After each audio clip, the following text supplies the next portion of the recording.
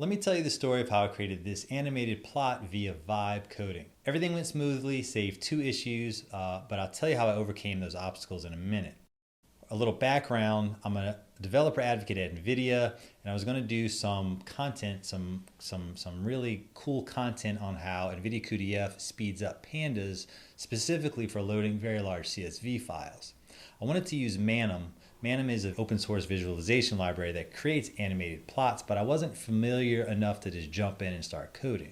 If you're unfamiliar with vibe coding or just don't know what it is quite yet, vibe coding is where you have a conversation with your AI like Claude Code. You tell it what you want, it writes the code, you look at what it built, and then you have a conversation to make the adjustments. So here's how it went. I actually first manually created my environment, my pip virtual environment using UV because I want to get more familiar with UV before I start automating it.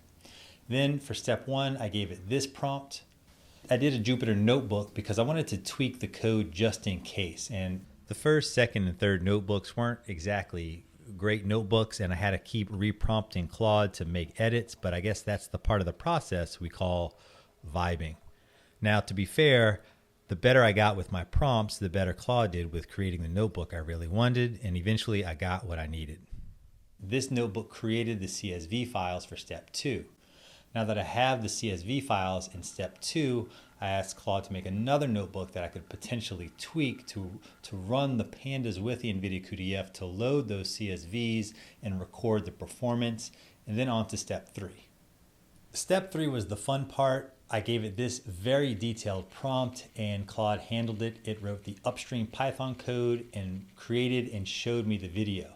But then I said, hey, Claude, watch the video and make these tweaks. Claude was like, I can't watch videos. So then I said, I thought of just use FFmpeg to look at the last frame. That worked. I was able to do tweaks using that last frame of the upstream code. But then I got into this cycle of minor tweaks and decided to just, hey Claude, show me the variables, and I did the minor tweaks myself. So the vibe code session was very cool. I highly recommend it. 2 takeaways. The better your prompt, the better the output. And number 2, don't do minor tweaks back and forth. Just get the variables to tweak it yourself. Cheers and happy vibe coding.